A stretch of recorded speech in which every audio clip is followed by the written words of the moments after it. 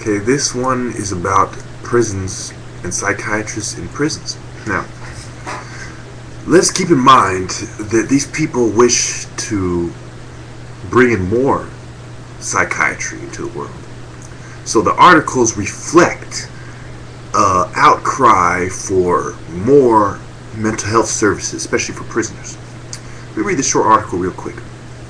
It's called Department of Justice Study, Mental Illness of Prison Inmates Worse Than Past Estimates. The release today of a study of the U.S. Department of Justice Bureau of Justice Statistics showing then 64% of local jail inmates, 56% of state prisoners, and 45% of federal prisoners have symptoms of serious mental illness is an indictment of the nation's healthcare system. It is both a scandal and a national tragedy. The figures are worse than those generally believed in the past, in which estimates of the total number of inmates with mental illnesses have been approximately 20%. The study reveals that the problem is 2 or 3 times greater than anyone imagined. What is even more disturbing is the number of these inmates that have served prior sentences, committed violent offenses, or engaged in substance abuse. What it means is that the mental health care system is failing, long before people enter the criminal justice system and after they leave it. Individuals are sentenced to lives without hope, and enormous costs shifted onto our police, courts, jails, and prisons at all levels.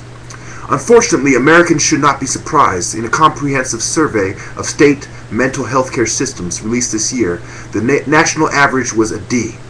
8 states received grades of F. Only 5 received Bs.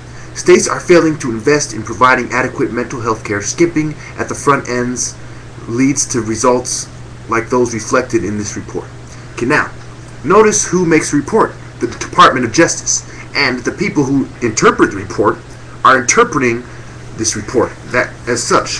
What they fail to mention is that most mental disorders are made up. They don't exist. Okay? Now, let's look at the flip side. The flip side is the pharmaceutical companies already have a multi-billion-dollar industry, and to this day not a single person with mental illnesses have been cured. What has happened is they've been basically intoxicated out of their minds by these prescription drugs, which are some of the most addictive drugs there are, which are more addictive. More people are addicted to them than crack cocaine. More people die from them than these other drugs. Okay, and what they fail to mention is that not a single person has been cured and not a single mental illness has been verified. What they are referring to is the psychiatrist's opinion. Now, speaking of the psychiatrists, specifically the prison psychiatrists, let's look at their salaries. This is from salaryexpert.com. Prison psychiatrists' salaries. The graph below is a comparison of salary data for 10 jobs in U.S. national average. U.S. national average as provided by Salary Expert's free salary report and salary calculator. If you are a professional who requires compensation to survey data for your work, please consult ERI, Economic Research Institute Salary Assessor. Now, in Houston, which is the lowest on the chart, the average prison psychiatrist salary is $106,000.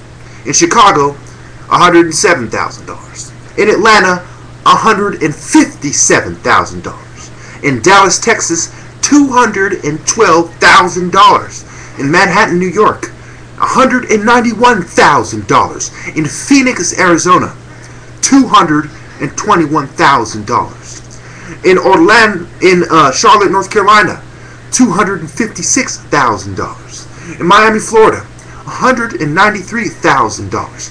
In Los Angeles, California, $188,000. So, on one end, we have $21 billion a year industry in some of these pharmaceutical companies' cases. They've reported earning $21 billion in 1 year. And let's not forget all the side effects which are covered in my past videos. And on the other side, we have these hundreds and hundreds of thousands of dollars being paid to these prison psychiatrists. And all the New World Order can do is say we need more oppression, more pills, more forced medication.